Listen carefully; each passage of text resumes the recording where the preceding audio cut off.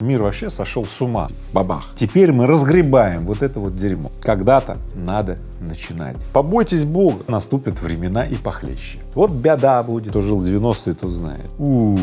И такой конец, он яркий. Ты пользуй лун, чтобы не загореться заживо в этом аду. Привет! Сразу плохая новость. Праздники закончились.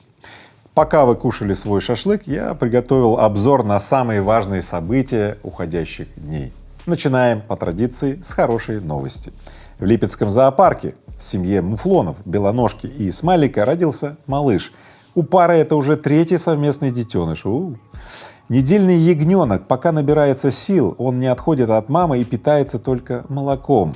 Через 2 года ягненок станет самостоятельным и взрослым самцом. Козлом, что ли? Не понял. А это овца. Козлов мы все не любим, я думаю, ты со мной согласишься. А вот с овцы, с ней хотя бы и шерсти клок.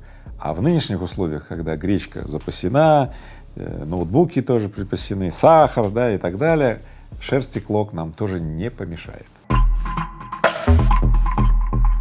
ЕС никак не введет эмбарго на российскую нефть. Венгрия мешает. Венгрия наложила вето. Венгрия сопротивляется и так далее, а в Союзе все должны согласиться. И Союз оказывает огромное воздействие на Венгрию, чтобы та согласилась. А Венгрия говорит: нет, мы против и так далее. И казалось бы, мы все должны радоваться, говорить: Венгрия, давай, давай, давай, да. Но на самом деле все очень прозаично. Венгрия, конечно же, согласится. В Союзе все должны поднимать руку за. Европейский Союз так построен, поэтому надежд на самом деле никаких, а вот эта вся вот полемика — это просто вот пустая брехня и болтовня. Поэтому если кто-то реально надеется на поставку энергоносителей в Европу, это очень большая ошибка. Германия уже сказала: отказ от российских энергоносителей — это навсегда. Пусть он будет и поэтапный, но навсегда. Знаете, что такое навсегда? Это означает, что былого, когда добывали нефть в Западной Сибири, Восточной Сибири и качали нефтедоллары, так сказать, получали в России, больше не будет. Поэтому очень хорошо, пора начать перерабатывать нефть здесь, в нефтехимию, в полимеры и так далее. Очень много изделий можно сделать. Да, это десятилетия на постройку этих заводов, нужно где-то купить это оборудование, инжиниринг, это все очень сложно, но когда-то надо начинать. И хотя вице-премьер Александр Новак сообщил о новых покупателях российской нефти на Востоке и так далее, меня немножко даже тревожат эти сообщения. А вдруг вся нефть опять с Запада уйдет куда-то на Восток, и мы опять нефтехимические заводы не начнем строить. Вот беда будет опять. Я надеюсь, что все-таки, так как труб не так много на Восток, какие транспортные переходы на Восток у России есть? Там 1,5 порта каких-то там на восточном побережье и так далее. Поэтому давайте так, пусть будут какие-то поставки на Восток, они действительно будут, но большинство нефти останется в России. Для наших нефтехимических заводов придется их построить. Будем 10 лет сейчас строить, как целину раньше распахивали, вот теперь будем строить нефтехимический завод, потому что реально по большему счету российскую нефть необходимо переработать внутри России. Это деньги, это реально больше добавленная стоимость, чем мыкаться с этими танкерами нефтяными по всему миру, пытаясь зайти в какой-то порт, продать нефть по дешевке с дисконтом. И начнется путь к благоденствию России, о котором мы всегда мечтали, хотели, желали. Мы шли к нему, маленькими шагами, да, а теперь пойдем быстрыми шагами. Построим нефтехимические заводы, да, и будем наслаждаться развитой промышленностью и экономикой, а не нефть качать по трубам. Минфин ответил на статью Bloomberg о прогнозе спада экономики до уровня 90-х годов. Министерство финансов России назвало несоответствующей действительности информацию агентств. Правильно, в 90-е годы падение ВВП составило 30%. 30%, вообще говоря, экономисты называют, что при падении 30% это полный распад экономики и вообще полная деструкция. В 90-е годы она и была. Сейчас ожидается падение экономики 10, 12, 15%. 20% я не видел таких прогнозов, 30% тоже не видел. Поэтому Bloomberg, конечно же, нагнетает, конечно же, хочет сравнить текущее положение России как некое безвыходное положение 90-х, когда после проигрыша в холодной войне Россия была реально ослаблена, просто вообще Я даже слов не знаю, что было в 90-е, кто жил в 90-е, тот знает. И вот меня настолько сейчас часто спрашивают, да, дать свой прогноз про экономику. Значит, падение будет 8%, там, 10 или 12%, или, может быть, 18%. Да. Я говорю, слушайте, ну одно дело, мужики собрались в бане и размышляют, у кого член длиннее, да? У кого 8 сантиметров, у кого 12, у кого 18. Но я никогда не видел мужиков, которые размышляют, у кого член короче.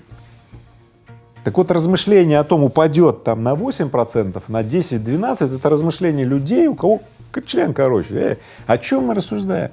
Я предлагаю рассуждать или искать способы, как перевести рост экономики в плюс, так, чтобы твои доходы росли, доходы домохозяйств росли, доходы страны росли, да, экономика в целом росла. И именно поэтому в X10 Академии, да, я настоятельно провожу и гну свою линию, чтобы людей богатых стало больше. И в то время, пока одни меряются вот этими минусами, я даю людям конкретные алгоритмы действий в условиях этой турбуленции, чтобы ты лично повысил свой доход. Поэтому с 20 по 22 мая я провожу конкретный практический ивент, где буду я, мастера X10 Академии, и где ты можешь получить для себя в сжатом алгоритмическом виде вот эти вот шаги, как не только выжить, но и процветать. И если ты хочешь увеличить свой доход сам, или ты видишь вокруг тебя члена семьи, или там родственники, или, может быть, знакомые, да, которым, ты считаешь, тоже следовало бы увеличить свой доход, отправляем эту ссылку, пусть приходят. Я всех вас жду, билеты пока есть. Этот алгоритмический семинар позволит тебе и твоим знакомым, друзьям, близким, да, овладеть, наконец, обстоятельствами в своей выгоде. Все. А иначе некоторые сейчас овладевают этим, а ты нет. Да, пока ты сидишь, уши, так сказать, развесил, это все. Поэтому проходи по этой ссылке сам, отправляй ссылку своим родным, близким, знакомым, я тебя жду. Буду лично сопровождать тебя в пути к твоему благосостоянию и процветанию. IKEA продлила срок оплаты труда почти 15 тысячам российских сотрудников до августа. Появляются слухи, что IKEA хочет обратно вернуться в Россию. Кто же ее ждал бы здесь, да? IKEA. Вот у меня вот Артем, например, кухню в IKEA купил на распродаже, когда они закрывались, так ему эту кухню не отдали, они его банально кинули. Поэтому, ну и что IKEA хочет? Бабки платите, 15 тысяч людей российские сотрудники хотят, да, но по поводу вернуться, это мы еще посмотрим. Да, хотя я за то, чтобы, в общем-то, люди продолжили свой бизнес и так далее, но вот так вот хлопать дверью, уходить, а потом я то ушел, то пришел, ну не знаю, ну что в этом вот хорошего? Это как-то ненормально. Американская сеть ресторанов быстрого питания «Макдональдс» может возобновить работу в России под другим брендом, сообщает «Известия», со ссылкой на 2 источника на продовольственном рынке. На ссылкой на гараж дяди Вани, да? Ну, ладно. Так, ребят, меня очень волнует эта новость, очень тревожная. Что будут делать те люди, которые радовались уходу Макдональдса, что они теперь жирными, целлюлитными не будут и перестанут? Они что, их диете теперь капсда? Да, если они вернутся, опять им жрать бигмаки и так далее? Ребят, побойтесь Бога. Хватит давать людям такой легкий доступ, вбрасывать в себя тонны вот этого вот холестерина и так далее. Я считаю, Макдональдсу можно разрешить вернуться, если он полностью освободит свои булки, мясо и там, что он там производит, от вредных веществ. Только при этом условии. Все. Ну а если серьезно, о чем эта новость? Закусочные, там, прачечные, ребята, экономика не из этого состоит. Заводы, фабрики, микропроцессоры и так далее. Вы знаете, сколько всего сейчас Россия не может купить? 90 номенклатур, которые вообще критически нужны России, и их сегодня негде взять. Автомобильные заводы России стали из-за отсутствия компонентов, понятно? Мы не можем произвести ни одну машину, ни один легковой автомобиль не может быть произведен. А мы тут рассуждаем про эти Макдональдсы и Икеи. Да, ребят, да Икею заместит там, не знаю, Хофф, там еще какие-то эти компании и так далее. Макдональдсы заместят там братья Васильчуки и так далее. Полно, Новиковы и так далее, ресторан. Да все это замещается очень легко. А наша пресса переполнена вот этими сообщениями. Ну что, поговорить больше не о чем. Россияне не смогут больше заплатить налоги с доходов от зарубежной недвижимости. Представил, да? Вот у тебя есть домик ты его сдаешь в аренду, получаешь доходы на какой-нибудь испанский счет, и потом хочешь оплатить как честный гражданин, да, налог с доходов, да. Но любые транзакции, связанные с околороссийским следом, да, и вот этот испанский банк не делает, он их просто не производит, и ты не можешь оплатить этот налог.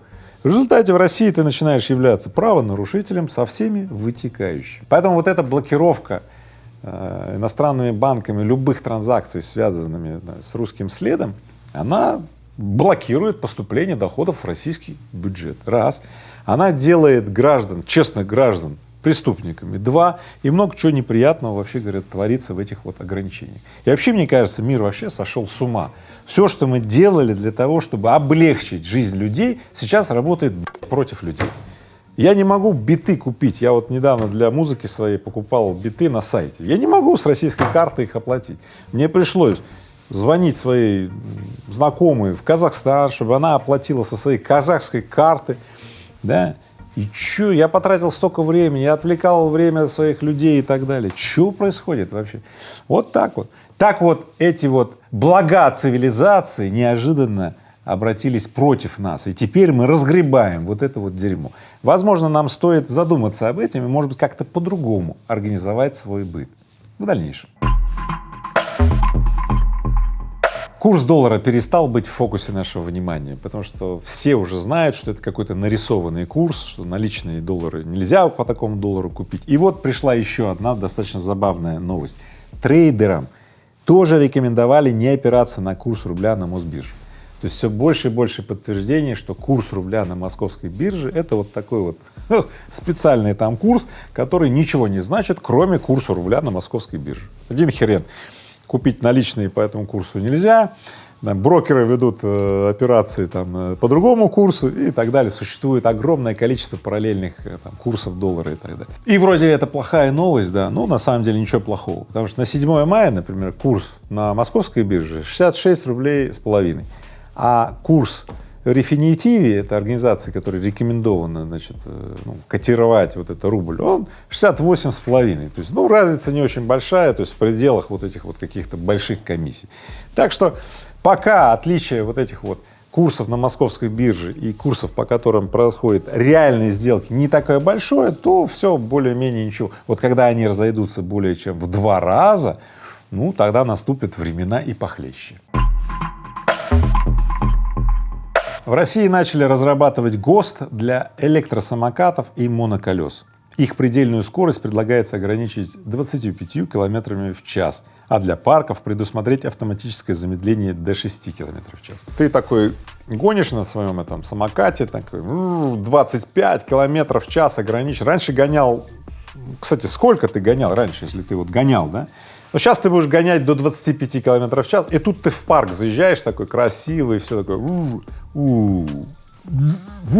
и 6 километров в час, да, и такой медленно в потоке. 6 километров в час — это примерно с такой же скоростью люди пешком идут, и ты такой в потоке, стоя на своем вот этом железном коне, значит, вот, представили себе, да? Я не понимаю, что это за будет. Однако хочу сказать следующее. Вот люди на этих моноколесах, на этих вот скутерах постоянно носятся так, что сбивают прохожих, пешеходов, детей и так далее, травмируют. И в этом тоже очень много неприятного есть. Поэтому, на самом деле, действительно, этот сектор, скорее всего, требует регулирования. Поэтому вопрос к тебе. Ты гоняешь на этом моноколесе или там на этих самокатах? Если гоняешь, то с какой скоростью? Да? И скажи, как ты вообще считаешь? Хрен с ним, пусть сбивает бабушек, дедушек, детей и так далее, калечит, травматизирует, и не надо регулировать ничего, или все-таки надо зарегулировать, чтобы 6 километров в час в парке? Вот скажи мне твое мнение, потому что, сделаем такой опрос и пошлем его вот этим регуляторам, чтобы они учли наше мнение. Вот. Рутюб не работает уже 2 дня. Говорят, сегодня восстановится, но вчера тоже говорили, что вчера восстановит, да? А позавчера говорили, что позавчера восстановит. Не работает, да? Давайте так, начнем вот с чего. С момента, когда появились первые сведения, что YouTube закроют, стала происходить массовая попытка заливать видео на Рутюб. Да, Рутюб был в чем-то не готов, но они быстро заявили, что сейчас мы все подготовим, все блогеры сюда, и мы полностью восстановим как бы вот такую же функциональность, как у Ютуба. И все поверили, и все начали заливать. Я тоже залил все свои видео на Рутюб, но ничего не случилось, и ничего из того, что было обещано, практически не произошло. И тут в какой-то из дней происходит вот то, что вы видите, бабах. Помните злого помидора, который так был злой, что никто его не хотел, что он взорвался от собственной злости, ну, блядь, его разорвало изнутри и так далее. Мне кажется, Рутюб мог решить самоликвидироваться. Это мое мнение.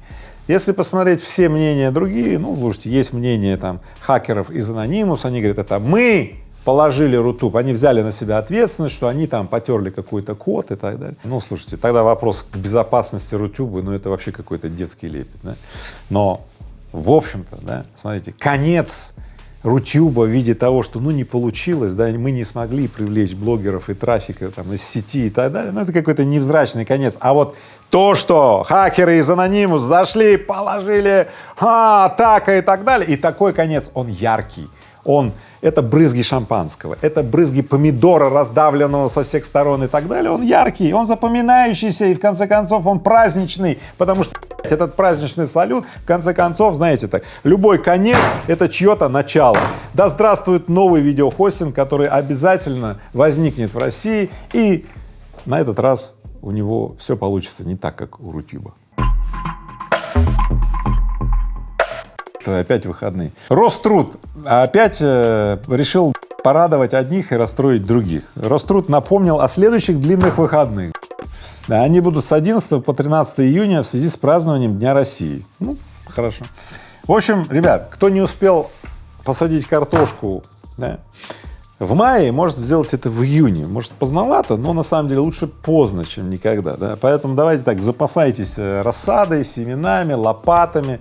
Давайте и готовьте. У вас будет последний шанс в День независимости России посадить таки картошку. И вот я не знаю, как насчет независимости России, но обеспечить свою продуктовую независимость мы можем здесь и сейчас. Вот буквально с 11 по 13 июня. Да?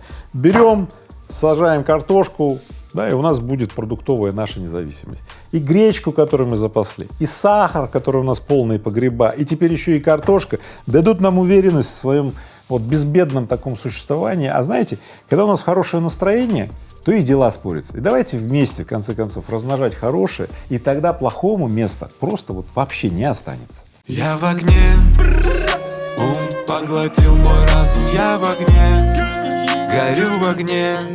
Ты пользуй лун, чтобы не загореться заживо в этом аду.